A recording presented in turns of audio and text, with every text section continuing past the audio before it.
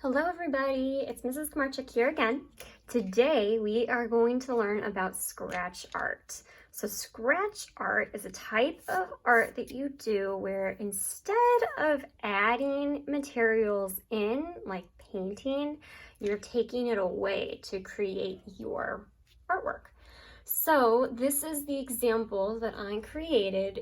Today, you'll be able to design anything you like into your scratch art. I'm just showing you how to create it and how to do the process. The design today is up to you. If you want to do a tree like me, go for it. So you will need a piece of paper. Copy paper is just fine. I did my example on it. Just to show something else, I'm going to be using cardstock. It's just a little thicker. It's a little easier to color on, but again, anything really works today. And then the main tool you need are crayons. So I'm just using my basic Crayola crayons. You can use any colors you like, but the brighter colors will work best. Instead of something like brown or those really dark purples and blues, try to keep them a little brighter today. It'll help you see your picture a little more. If you have something to scratch with, because you will be scratching into that crayon, you can use some tools, or you can just use your fingernails. So even if you don't have anything lying around, you could just use your nails. Couple options though. I opened up a paper clip.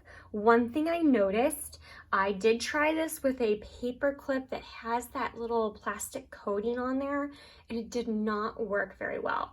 So if you're gonna use a paper clip, make sure it's just metal, nothing else is on it. You could use a popsicle stick, or I don't have any of these, but if you have a toothpick, that would probably work really well. So here's how it works.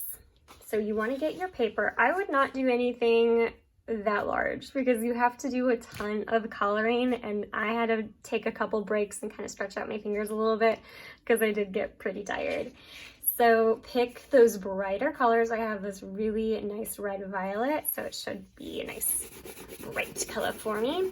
And you want to color your paper really hard. Sorry, the camera's going to be shaking. There's really no way around that.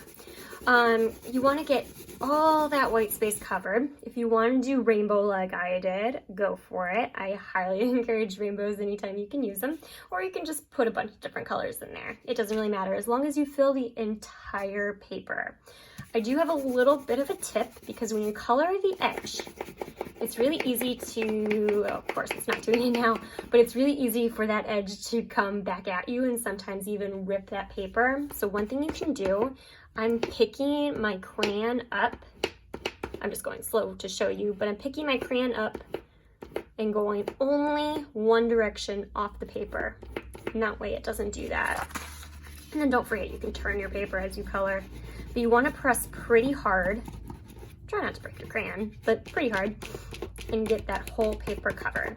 So to speed this process along, because I don't think you want to watch me color, I actually have my paper already completely filled with my rainbow colors.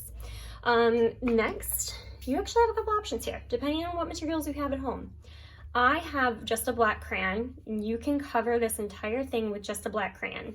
If you're gonna do that, you wanna color really hard as you possibly can color, so you get the whole thing completely covered. If you have black acrylic paint, that'll be the best option for you. What you would do is just paint a nice thin layer over all of this. No big chunks or anything like that, but a real nice thin flat layer. Let it dry completely. Rule of thumb is I usually come back to it either way later in the day, or I come back to it the next day. Maybe you do it in 2 days, and then you can scratch into the surface. That'll work even better. But again, the crayon is just fine. So let's pretend that I'm done coloring this, because again, I don't think you want to see me color. It's not the funnest part of the videos here. I'm just going to continue to scratch into my surface. So I have a few little tricks as you are scratching.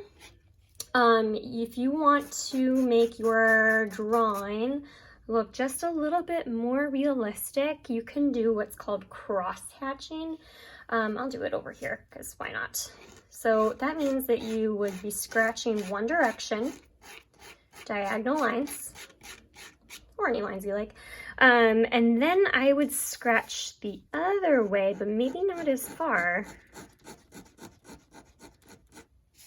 The opposite way. And then it almost looks like one side was brighter than the other.